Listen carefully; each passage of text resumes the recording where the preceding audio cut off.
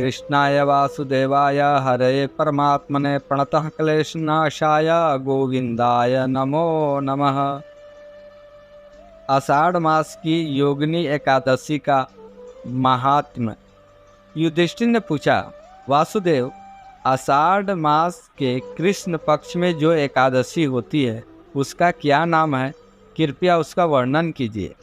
भगवान श्री कृष्ण बोले, नृप श्रेष्ठ, आषाढ़ के कृष्ण पक्ष के एकादशी का नाम है योगिनी। यह बड़े बड़े पातकों का नाश करने वाली है। संसार सागर में डूबे हुए प्राणियों के लिए यह सनातन नौका के समान है। तीनों लोकों में यह सारभूत व्रत है। अलकापुरी में राजाधिराज कुबेर रहते हैं। वे सदा भगवान शिव की भक्ति में तत्पर रहने वाले हैं। उनके हेममाली नाम वाला एक यक्ष सेवक था जो पूजा के लिए फूल लाया करता था। हेममाली की पत्नी बड़ी सुंदरी थी। उसका नाम विशालाक्षी था। वह यक्ष काम पाश में आबिद होकर सदा अपनी पत्नी में आसक्त रहता था।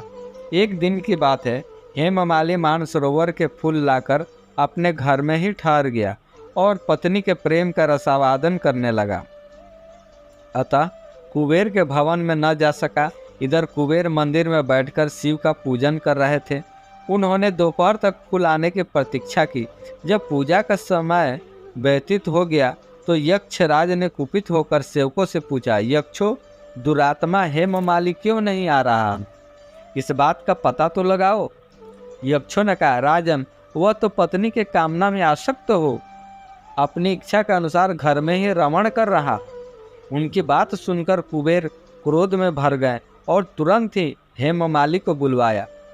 देर हुई जानकर हेममाली के नेत्र भय से व्याकुल हो रहे थे। वह आकर कुबेर के सामने खड़ा हुआ। उसे देखकर कुबेर की आंखें क्रोध से लाल लाल हो गई। वे बोले, वो पापी, वो दुष्ट, वो दुराचारी, तूने भगवान की अवहेलना की है।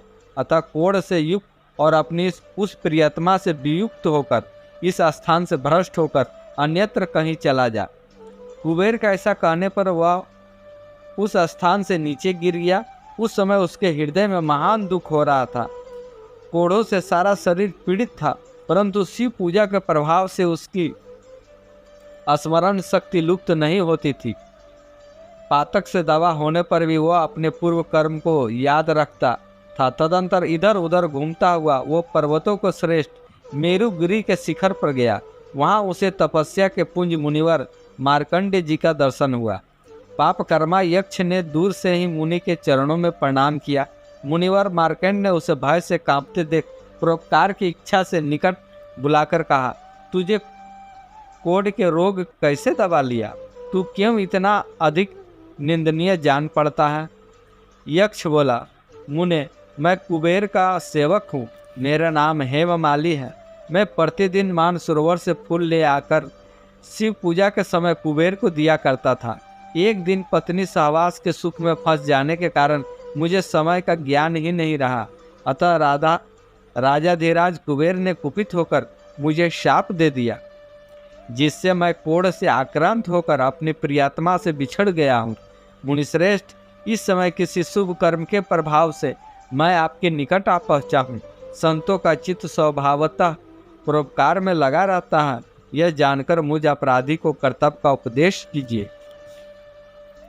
मार्कंडेय जी ने कहा, तुमने यहाँ सच्ची बात कही है, असत्य भाषण नहीं किया है, इसलिए मैं तुझे कल्याणप्रद व्रत का उपदेश करता हूँ।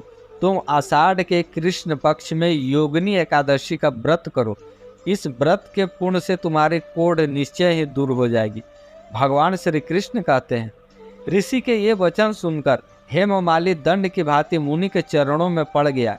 मुनि ने उसे उठाया। इससे उसका बड़ा हर्ष हुआ। मार्कंडेय जी के उपदेश से उसने योगिनी एकादशी का व्रत किया, जिससे उसके शरीर की कोढ़ दूर हो गई। मुनि के कथनानुसार उस उत्तम व्रत का अनुष्ठान करने पर वह पूर्ण सुखी हो गया। नृपश्रेष्ठ, यह योगिनी का व्रत ऐसा ही बताया गया है। जो 88,000 ब्राह्मणों को भोजन कराता है, उसके समान ही फल उस मनुष्य को भी मिलता है। जो योगिनी एकादशी का व्रत करता है, योगिनी महान पापों को शांत करने वाली और महान पुण्य फल देने वाली है। इसके पढ़ने और सुनने से मनुष्य सब पापों से मुक्त हो जाता है। जय जय श्री राधे।